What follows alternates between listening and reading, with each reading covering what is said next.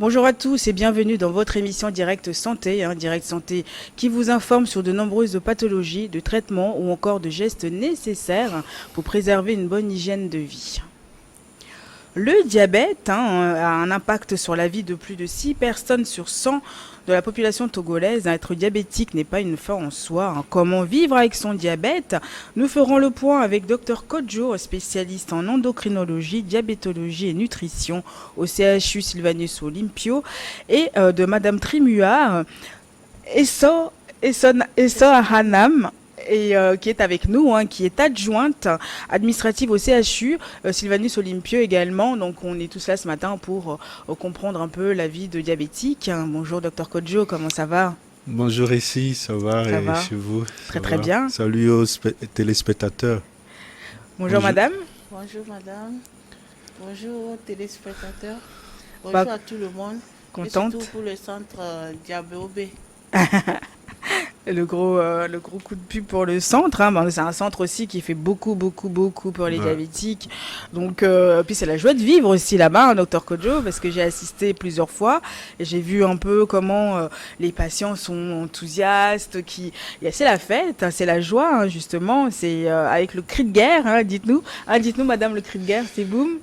Boum, yaka, yaka. Yaka, yaka, boum, boum, boum. Voilà, c'est vraiment la joie de vivre. C'est le cri de guerre et c'est une façon de dire aux diabétiques ou à tous ceux qui souffrent du diabète que le diabète, c'est pas une fatalité. On peut vivre mieux avec son diabète, tranquille. On peut être toujours dans la société avec tout le monde. On peut aller au restaurant, savoir quoi manger et tout. C'est un peu l'essence ou c'est un peu l'objectif du centre d'éducation thérapeutique du diabète et de l'obésité. Vous savez, à l'hôpital, on est toujours stressé. Même moi-même, quand vous me voyez à l'hôpital, stress, les patients nombreux. Et des fois, on n'est pas dans cette ambiance-là de bien accueillir et c'est tout un tas de choses. Et il faille qu'on retrouve des patients dans un cadre on est plus décontracté, gai.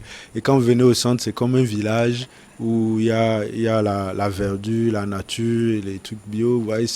Ça donne vraiment envie d'être là, et de discuter, d'échanger, et surtout de voir des patients sourire avec leur diabète.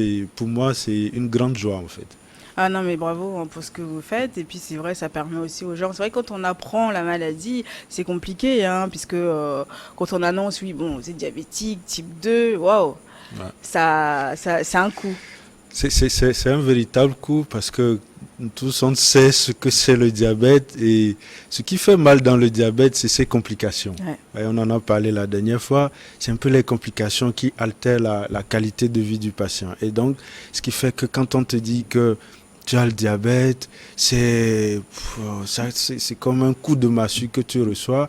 Et surtout si dans la famille, il y a eu, par exemple, quelqu'un qui a été déjà amputé du diabète, quelqu'un qui est mort du diabète, vous imaginez, quand on te dit tu as le diabète, c'est l'angoisse. C'est l'angoisse, on ne sait plus. Il y a certains qui sont dans le déni complètement.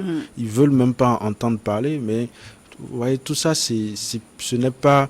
il faut passer ces étapes-là et considérer le diabète aujourd'hui comme une maladie, comme le paludisme, et on vit avec, et on ne se prend pas trop la tête. Donc nous, au centre, le diabète est derrière. Et derrière. Et c'est vrai aussi, il y a des médecins qui annoncent brutalement comme ça, « Ah, vous êtes diabétique. » C'était comme ça qu'on vous a dit, Madame Trimia? Oui, c'était comme ça. Aussi brut comme ça. Allez hop. Aujourd'hui, ça me fait rire parce que au début,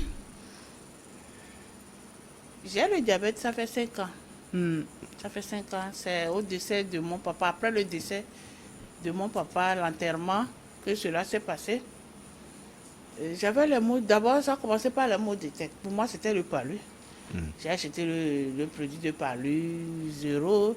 La nuit, je ne dors pas. Je n'arrivais même pas à ouvrir les yeux. Je suis revenue, c'était à Pagoda. Je suis revenue à Kara. Même à Sokodé, on achetait encore des produits pour des calmants. Oui. Je suis revenue. J'ai consulté plusieurs. À ce moment, je ne connaissais pas le docteur Kodjo. J'ai acheté beaucoup de produits, j'ai consulté les docteurs, tout ça là, mais ça n'allait pas. Il y a des médecins. Quand j'ai commencé, d'abord, on m'avait parlé de choses. C'est des problèmes au pied? Oui, j'avais des problèmes de pied. Sciatique? Oui, c'est sciatique. Ouais. On m'avait parlé de ça. Donc, on a fait une série d'infiltrations. Ok.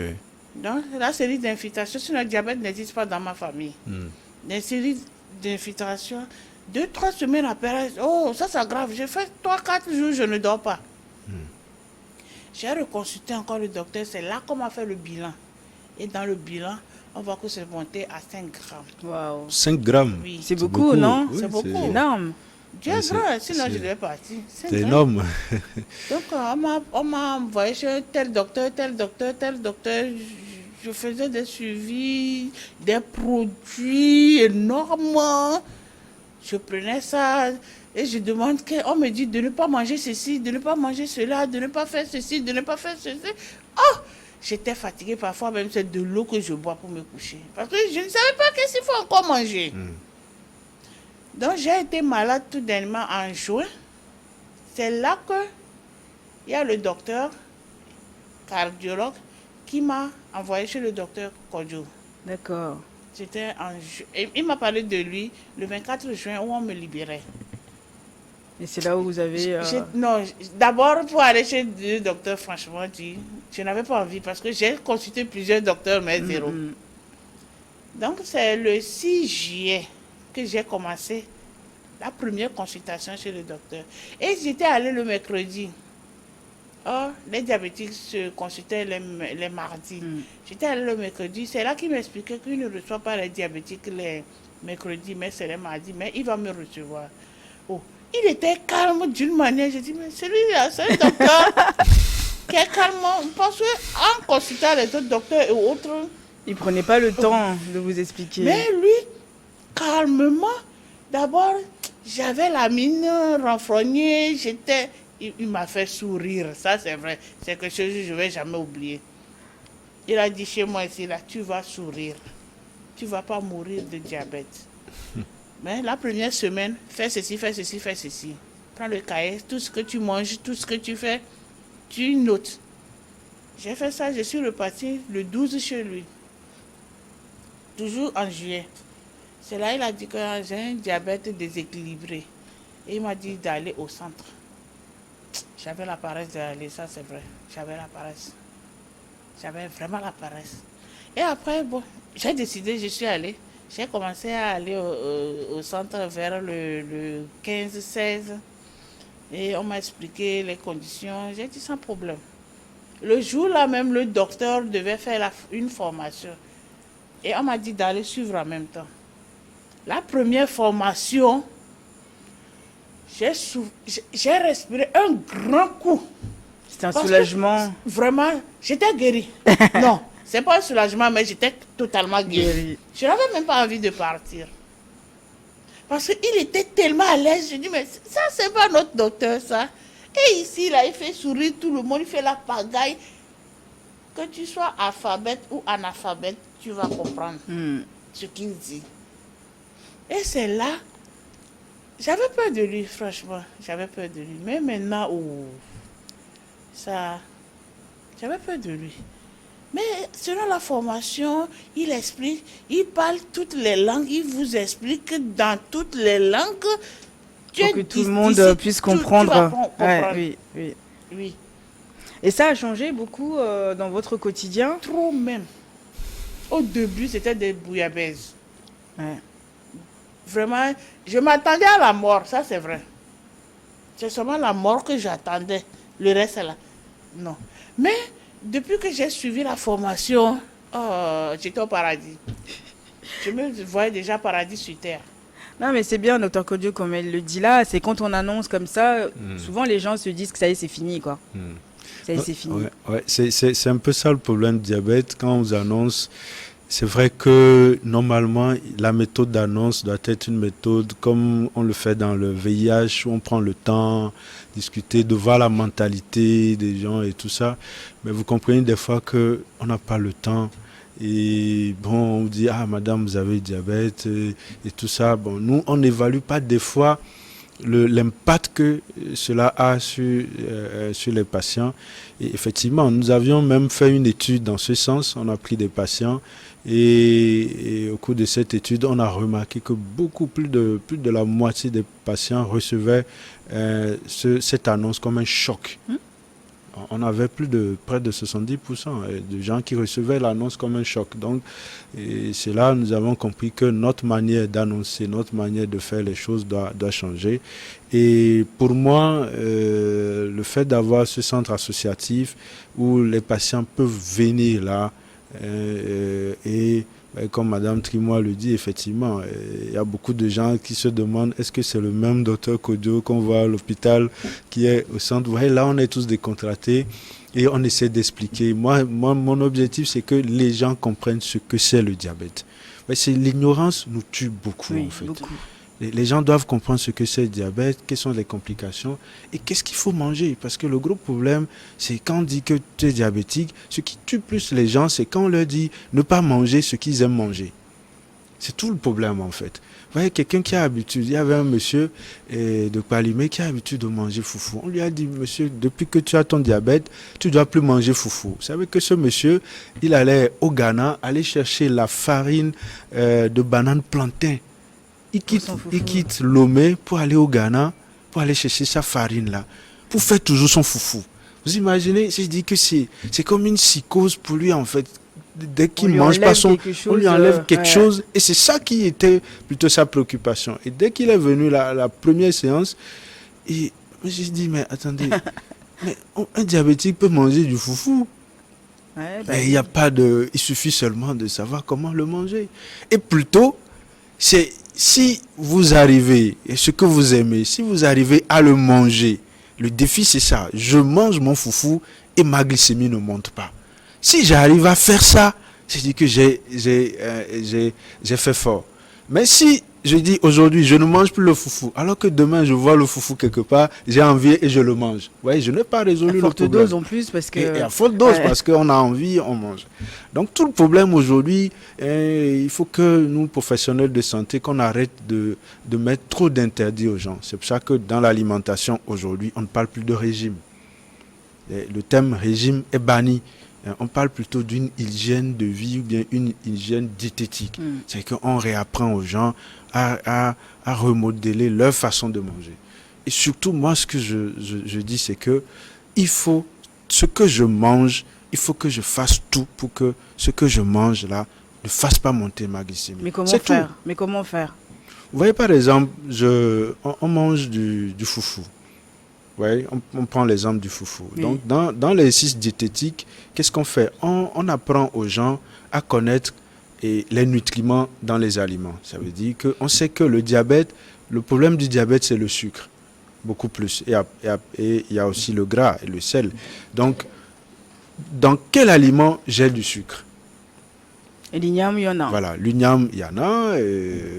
Dans tout ce qu'on mange comme féculent, le pain, tout ça, il y en a. Même toutes les céréales, voilà, et maca, la pâte. Il y a certains qui disent que le sorgho est mieux que le maïs, des trucs comme ça. Moi, je trouve que tout ça, on rentre dans des distinctions qui ne sont pas justifiées. Quelqu'un qui mange une grosse pâte de sorgho et l'autre qui mange une petite pâte de maïs, peut-être celui qui a mangé la petite pâte de maïs verra que sa glycémie ne montera pas. Oui. Donc c'est une question de j'ai mon féculent. Le féculent est composé de sucre essentiellement. Le sucre qui est dedans, c'est un sucre lent qu'on appelle l'amidon. Ouais, donc c'est de l'amidon qui rentre dans le sang avec une vitesse un peu plus lente, surtout quand l'amidon se décompose en glucose. Et donc, tout ce qui est, on va préférer plutôt un sucre lent qu'un sucre rapide. Un sucre rapide, c'est que quand je l'ingurgite rapidement, il se retrouve dans le sang et il peut faire monter la glycémie, surtout quand je le prends en quantité. Et ça, on le voit bien quand on fait une hypoglycémie. Quand vous prenez du sucre, vous voyez que rapidement, une glycémie que vous avez à 0,40, ça monte à 1 gramme. Donc tout ce qui est lent, on va privilégier les aliments qui ont, qui ont des sucres lents que les aliments qui ont des sucres rapides. Donc, tout ce qu'on mange, tous les féculents ont des glucides lents. Donc, on ne peut pas dire à quelqu'un, tu ne manges pas le pain, tu ne manges pas la pâte, alors qu'il faut manger le riz. Tout ça là, c'est dans la même catégorie. Maintenant, j'aime mon féculent. Comment je le mange? Comment le manger? C'est d'abord la quantité. Si je mange beaucoup, c'est sûr que la glycémie, ça va monter. Maintenant, la quantité. Si je mangeais une grosse pâte avant et que je diminue de moitié, vous comprenez avec moi qu'après, je vais avoir cette sensation comme si je ne suis pas rassasié. Donc, il faut combler. Donc, combler avec des aliments qui contiennent moins de sucre. C'est pour ça qu'on insiste beaucoup sur les légumes. Les légumes sont incontournables parce que dans les légumes, vous avez ce qu'on appelle les fibres. Oui. Et ces fibres-là, ce qu'on sait des fibres, c'est que ces fibres permettent de diminuer l'absorption du sucre au niveau intestinal.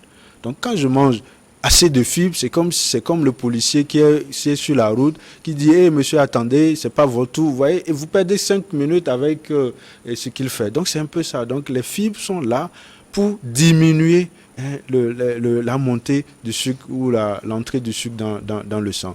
Et donc, vous les mangez, vous les retrouvez dans les légumes. Les légumes, on en a de 3 types. Vous avez les légumes où on mange les feuilles, vous voyez, comme la démain, le boma, tout ce qui est feuilles, aloma et tout, ça c'est les légumes feuilles. Vous avez les légumes qu'on appelle les légumes fruits. Les fruits, c'est un peu les tomates, concombres, courgettes, tout ça. Donc tout ce qui fait le fruit sur la plante. Et vous avez des légumes racines.